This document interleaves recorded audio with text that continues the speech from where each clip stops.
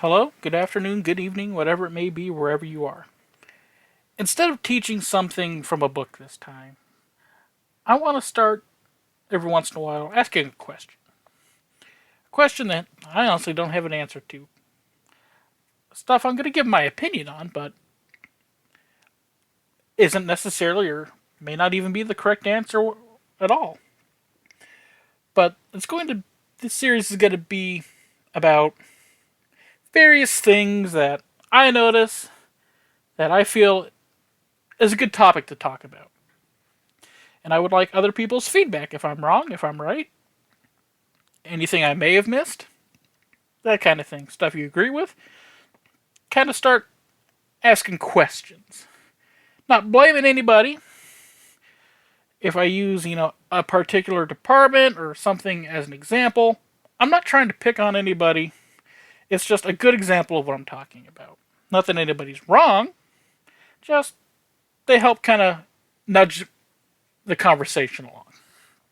So I think for a good first episode, I want to talk about emergency vehicle lighting. And specifically, how much is too much? How bright is too bright? Because it seems that as fire truck technology, emergency vehicle technology increases, the lights get brighter, the flashing patterns get more hectic. It's all trending to be the brightest, the flashiest, the most attention getting, get out of the way inducing. And yes, that's important. But I feel that we're getting to the point where we really have to stop and think and look at it and analyze. Are we getting to the point where we're doing too much? Too much lighting, too much brightness, that kind of thing. And what brought this up for me is following our department's newest vehicle on a call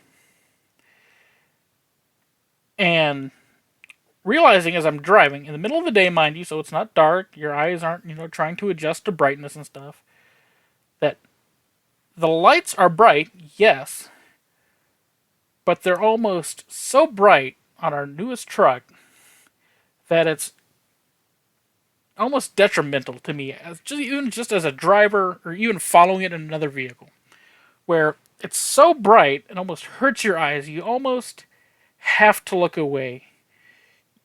It stopped being, to me, a warning that, hey, that's an emergency vehicle. I gotta pay some attention, more attention to that, or I have to move for it, kind of thing, or what have you.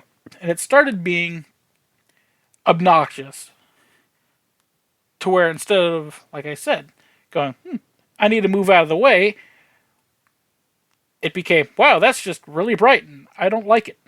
And I can't really look at it. Which got me wondering, what's that like at night? And we'll get to that. But first, there's kind of three areas of emergency lighting we're going to kind of talk about. The first is what I usually call like the lower warning. That's your kind of like pick your window height. Your window height, you're halfway up on the vehicle, door handle height. Anything below that is lower. Anything above that, at least to me, is upper warning. So, for example, bumper lights, grill lights, this light back here above the wheel well, the stuff down here, turn signal area, that kind of thing. Lower warning. Upper warning, pretty self-explanatory. Is anything up here? That could be top light bars, rear light bars, like corner lights, or these little corner lights, cab lights, that kind of thing.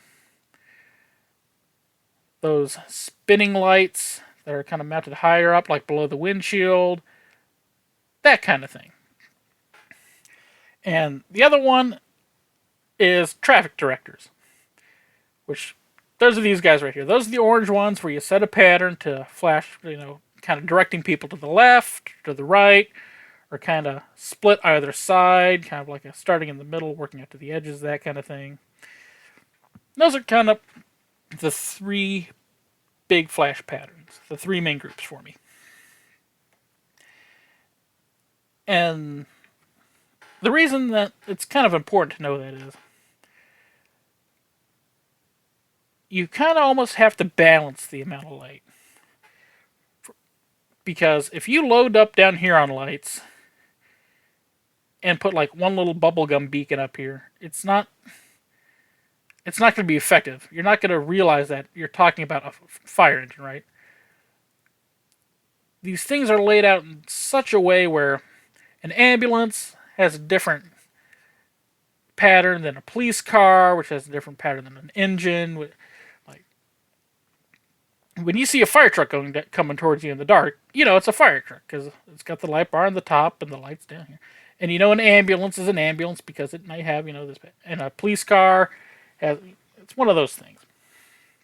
Trying not to ramble, but basically you want to have the best amount of visibility and recognition without going so overboard that it becomes almost a hazard. Which is where I think we're getting to, at least in my opinion, with these super bright LEDs, pack them in wherever they fit kind of mentality. Like, for example, not picking on these guys, like I said at the beginning of this video, but we got a nice big light bar up here, solid, good. We got two flashers over here, okay. We have corners. We have bumper. We have this flasher mounted in the grill, which, okay, side doesn't look too bad. I haven't seen the back, but we're starting to get to the point on this one, at least, where it's getting kind of, I can see it being a lot, especially if this also has headlight flash, where these alternate high and low beam when the emergency lights are on.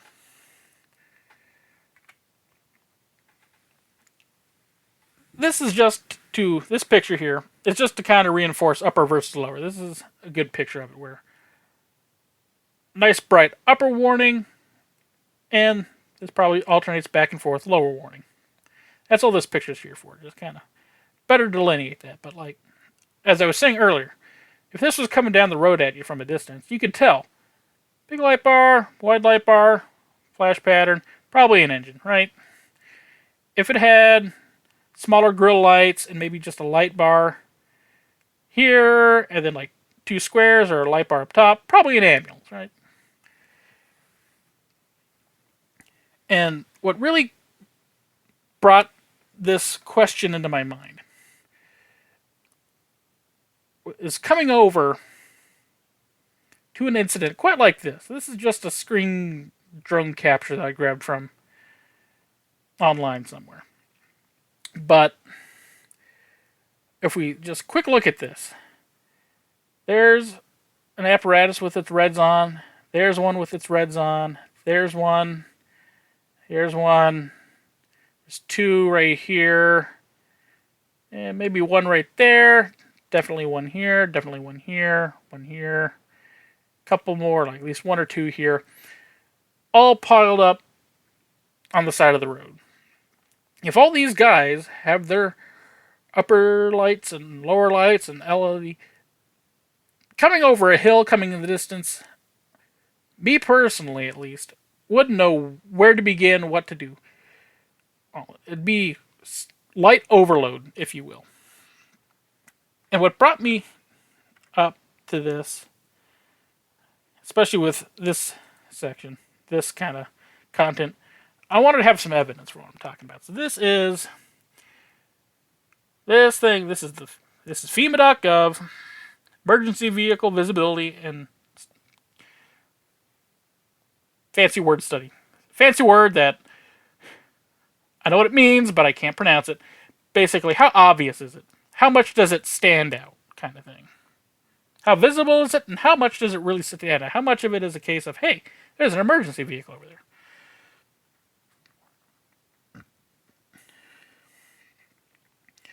So this is all on like what paint color. I know they talk about the chevrons on the back in here. Like there's some reflective talking about. We're talking about lights tonight. Markings, placement. Oh, here we go. This is what I wanted to talk about here.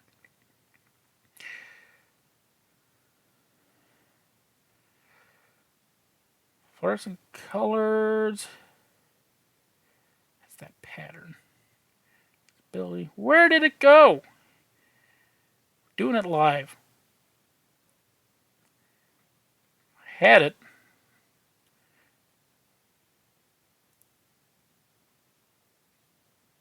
No. Opportunities. Is it at the end? Photo credits. Oh, great. Now I'm going to look dumb.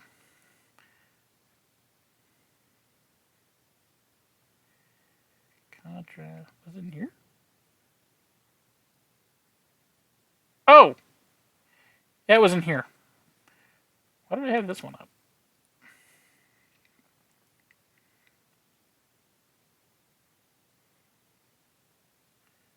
Best practices, technology. Oh. I remember why I brought this. I brought this up. This was more to talk about kind of the what the different things when it comes to visibility are.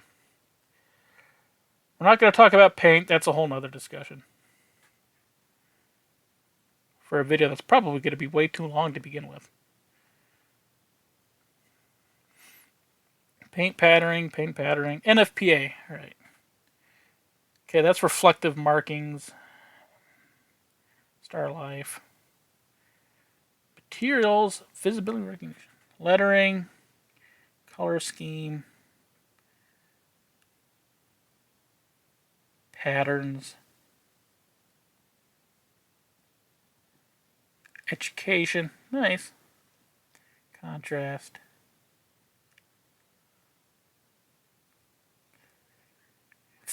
Yeah, overdoing it.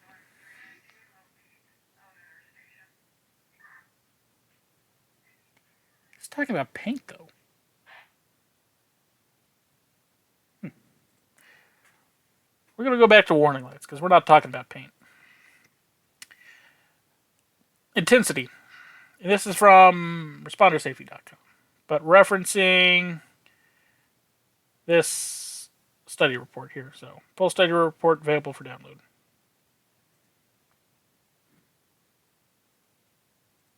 Let's go in there. Let's go see what we're working with. Summary, introduction, literature, good. Methodology. Okay, so here's how they did this test. Volunteers drove a closed course incident scene at night under various conditions. Distances, probably weather. And in it, there were, and when they did this test, they had obviously the lights going, a silhouette of a firefighter in high vis as well to kind of simulate an emergency scene. So this is what they did. They had like panels with the chevrons and the different lighting patterns going, and they had a silhouette of a firefighter in high vis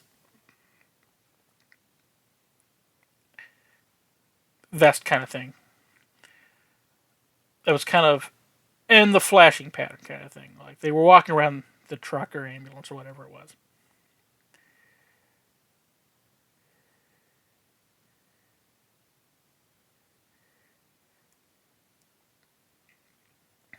Alright, so here's some of the findings. Visibility of the scene. So none of the variables that they tested, the color of the lights, the intensity, the brightness of the lights, the pattern, the chevrons, had a statistically significant effect on ratings of the overall visibility of the road scene. So whether they had red lights or blue lights or chevrons or no chevrons, or what the combination was. Everyone generally had, no matter the setup, roughly the same for all intents and purposes. Visibility of the scene. They could say, yep, there was a road scene. We saw it from about this far. We knew that we had to slow down or move or do whatever.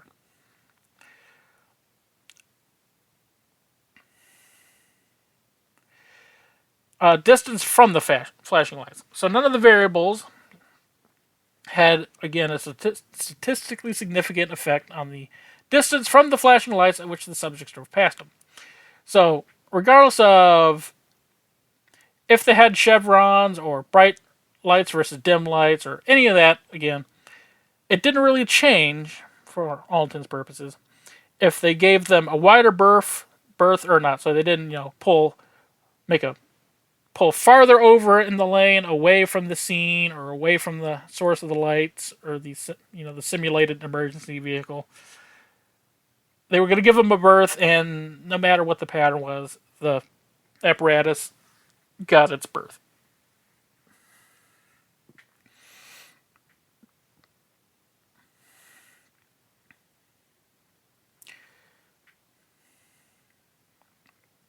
This is where it gets interesting. Detection distance for the silhouette. There was not significant main effects of any of the independent factors on the distance at which the drivers could identify the silhouette in the road scene. Main effects. So generally, people could determine roughly at the same point, hey, there's a silhouette of a firefighter there, and they're there, right? So everyone kind of figured out, oh, that guy's there at roughly the same point. But there was a significant interaction between the intensity level and the presence of reflective markings. There was a small amount of moving.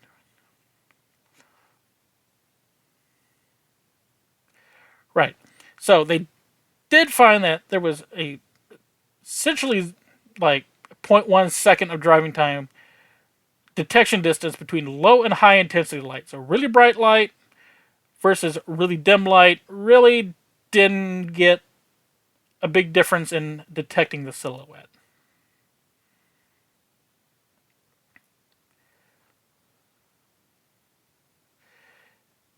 The difference in detection of the silhouette between having and not having reflective markings was bigger, about 25 feet, but still really only about a second of driving time at 30 miles an hour. So you still pretty much saw the silhouette a second tops, less than a second tops. And I'm kind of reading this with you guys, so. Difference between distances with and without markings was larger for the high. Standard mean.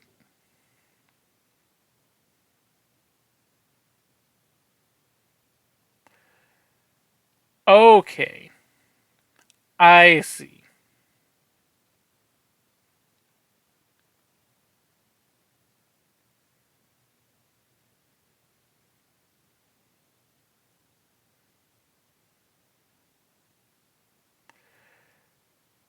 They did detect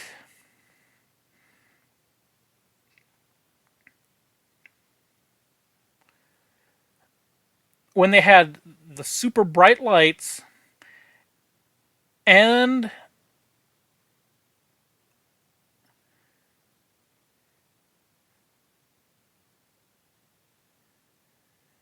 right. So, brighter lights, even not with or without firefighter silhouette. It's kind of worded weirdly.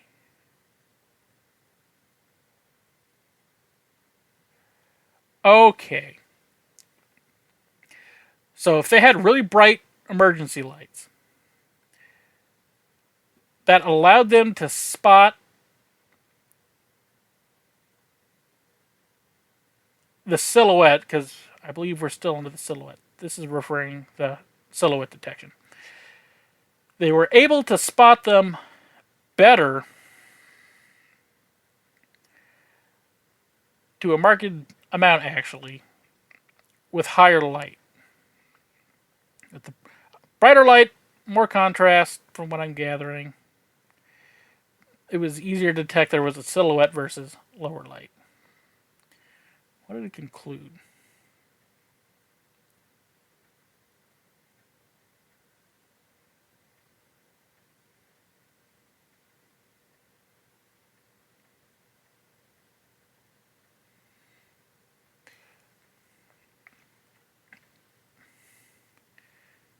That's reflective stuff.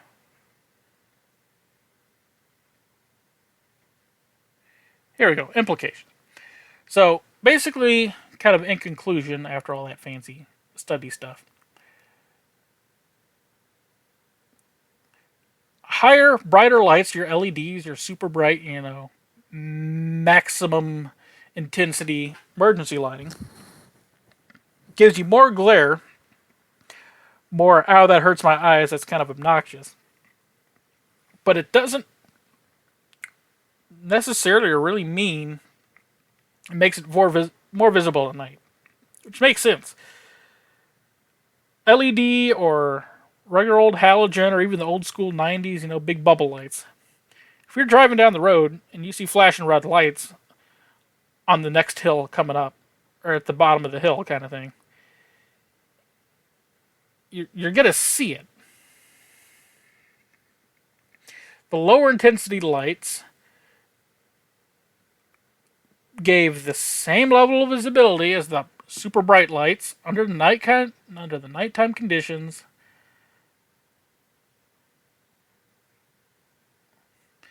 And then when vehicles are stationary and used at nighttime, blocking or sitting on the side of the road, kind of thing, they should be sufficiently visible with reduced intensity lights. Okay. So what I'm gathering from this is LEDs by themselves aren't an issue. Because especially, I'm sure, during the day, LEDs pop more during the day. Older apparatus I see with the old style of lights, the halogen lights or the incandescent bulbs,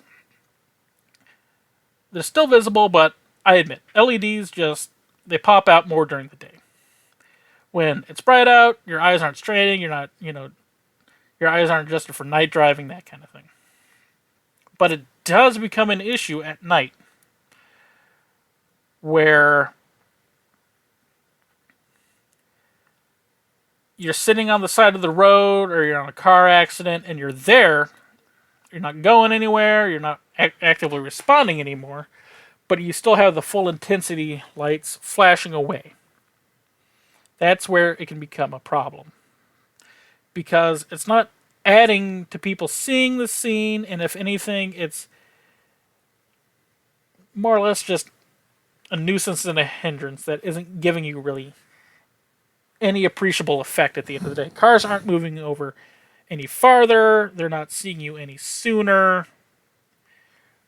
When it's at night, bright versus low light, bright versus dimmer light kind of thing. The last part of this, because that was a lot of reading and nerd stuff. Oh.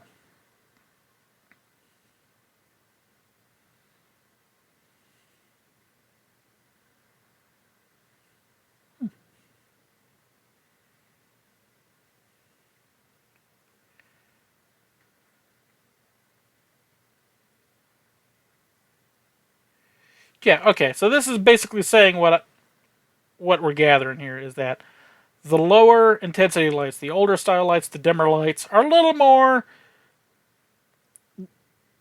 less jarring. They're less obnoxious compared to the high intensity. And so that's one part.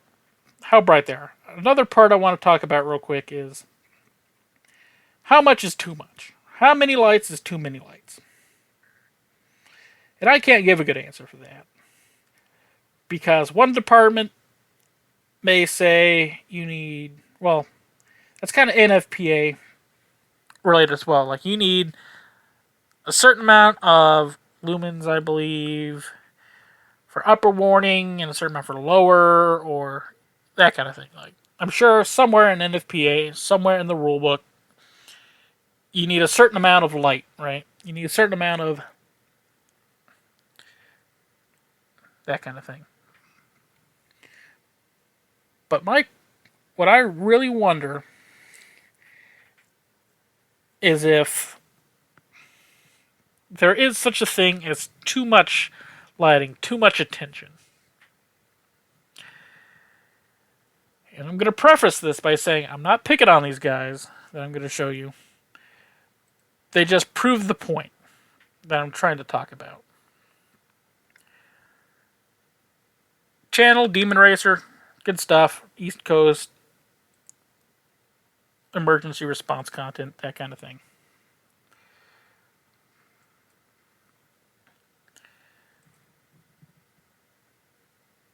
Oh, I slowed it way down.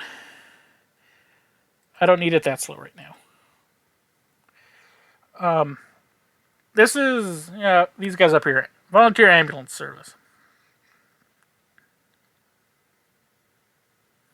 And I want you to think when you watch this video, as you're driving down the road at night, and this ambulance is coming towards you. Or you're coming up on an accident scene, and these guys are sitting on the side of the road at a traffic accident. Like, let's see what we got. We got a full set of grill lights. So that's kind of one lower warning group. Headlight flasher. Okay. We got reds on the fenders. That's kind of a second set. We have windshield light, third for the lower warning. We got like corner lights here. I'll add a fourth for the lower. Upper, you got a full light bar with both the kind of rotating beacon and the forward facing LEDs. So that's one upper, a second light bar on the roof, second upper, forward facing, square lights, third upper. So we're looking at, I don't know, how many is that? 1, 2, 3, 4, 5, 6, 7, like 7 forward-facing warning devices.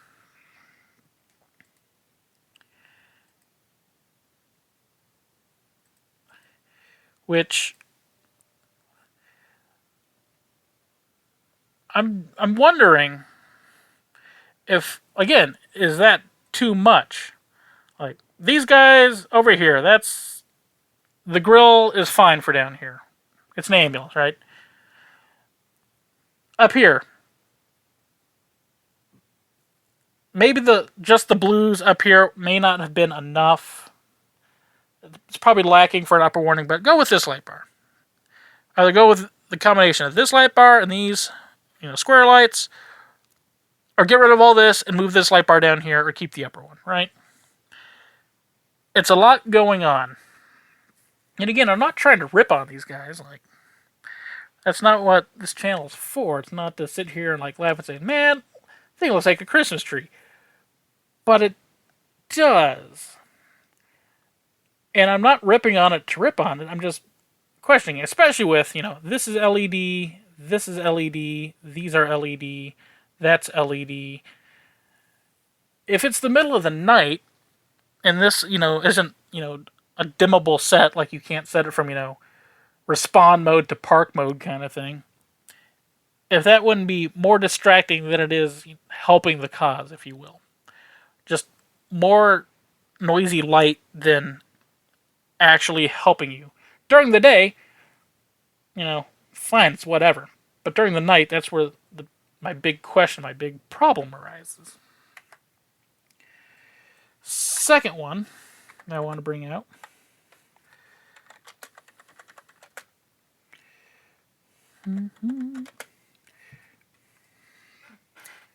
Mount Horeb.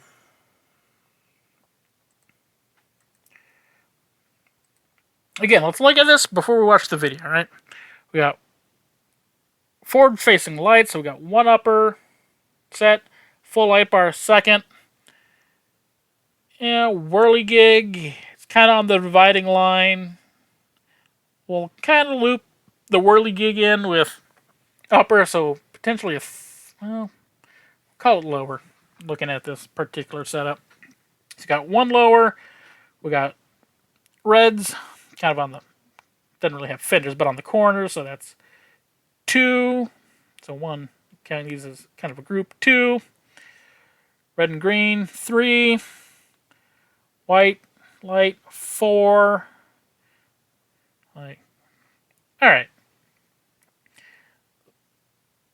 So let's just watch the quick video. Headlight flasher. Oh, it's in half speed. All right, that'll work. And since it's in park, the white lights aren't flashing because it's probably just in park. It's not in drive. But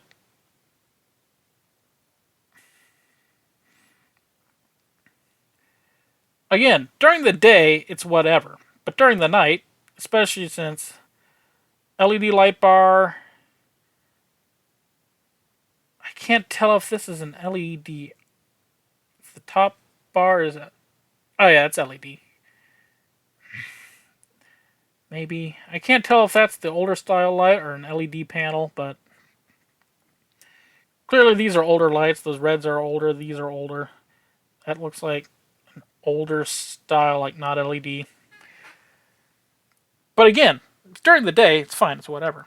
But at night, is that too much? Is that too busy? Oh!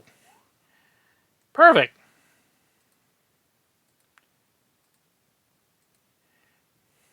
Night. This is what I'm looking for.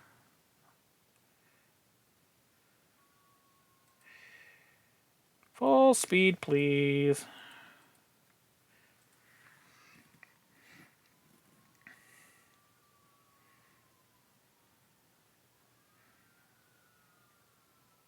Now imagine there being an accident on the side of the road with police cars, ambulance, and maybe an engine. Do you need all of that? Now, to give them some benefit of the doubt, it looks like this one doesn't have the reds on. Oh no, they're up there. Is that too much at once?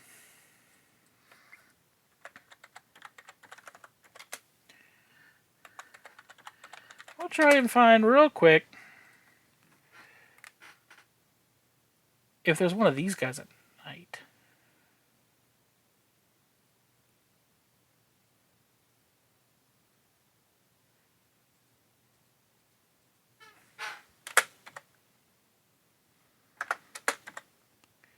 Why aren't you working?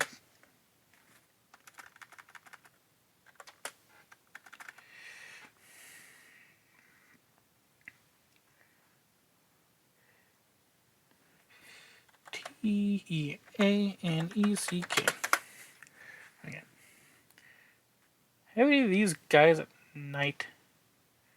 Ooh, rain. We might run with the rain.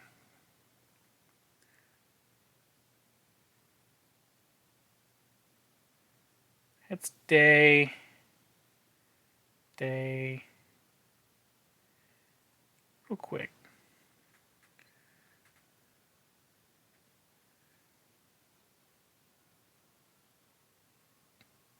And again, I'm not trying to rip on people, but I'm just trying to find.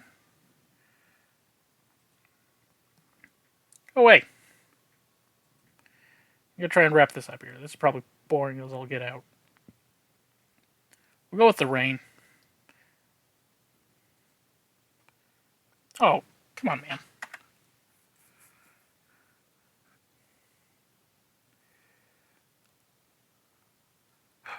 Anybody need an ambulance?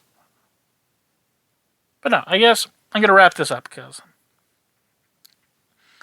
I've drug this on probably longer than it needs to be, and I probably haven't. Oh, no! There was one more thing I wanted to share.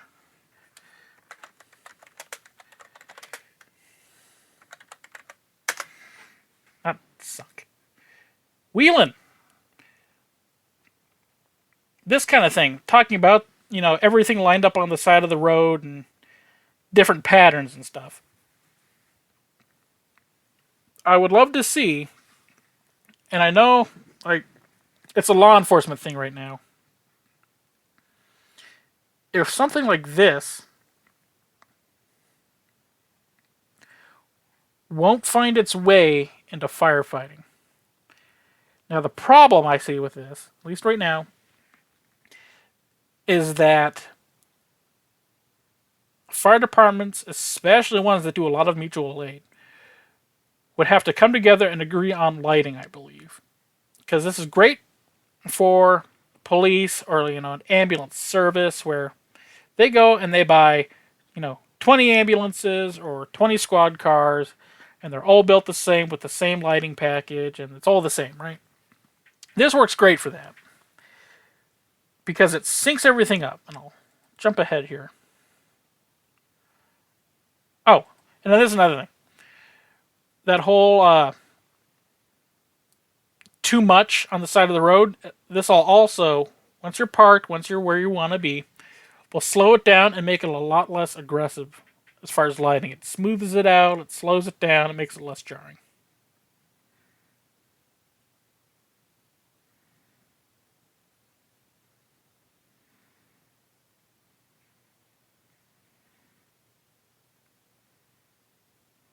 Yeah, it's not harsh. It's not, you know, distracted to the point of distracting. It's still, providing, notification. It's still telling you there's an emergency. There's a police car parked here. But it's not super obnoxiously distracting kind of thing. And this is the other part I wanted to show.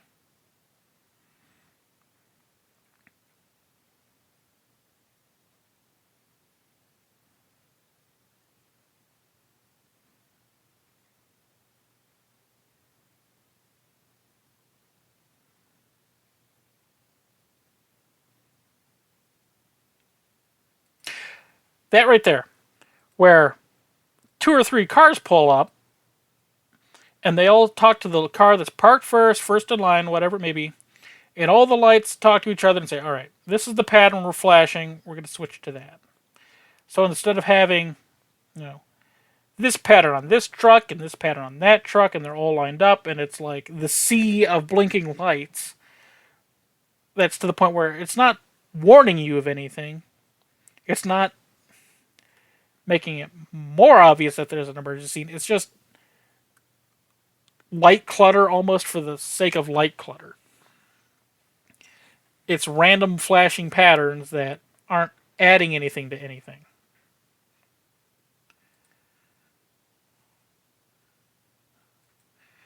So this right here, everything's flashing together. If these are parked on the side of the road, everything's in unison, everything is like pleasant to the eyes. It gets the point across and it's not super too much. The problem I see with this is that it works great if you order 20 cars or 20 ambulances all the same. The problem I see with fire trucks is you're going to have to order all your engines the same. You're going to have to get the same light bars with the same flash patterns. You're going to have to get your upper lights and your lower lights the same, all that stuff.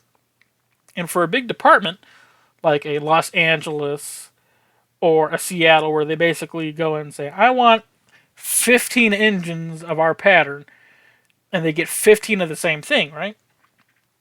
It'd work fine for departments like that, where everything's the same. Everything will sync up nice. The problem I see it having is smaller departments, volunteer departments, places that don't operate by themselves. Like around where I live, there's maybe on a big fire 8, 9 departments that all group together that help each other out and handle big incidents. Well, that department over there has this style of lighting pattern that they go with, and this department has a different brand of engine, and they set theirs up with this lighting pattern, and there's a truck and two tenders, and the tenders are two completely different styles. This technology, to me, falls apart when you can't sync it. When things are different to the point where there's nothing you could do with it. You could put all the, the sync systems in these trucks that you want, but that truck has a completely different lighting setup than that one, and has a completely different setup than all the other ones. So I don't see this working for the fire service unless all these departments say, in a given area, we're going with this style of engine, with this lighting setup, so that way we can get these systems and it all plays nice.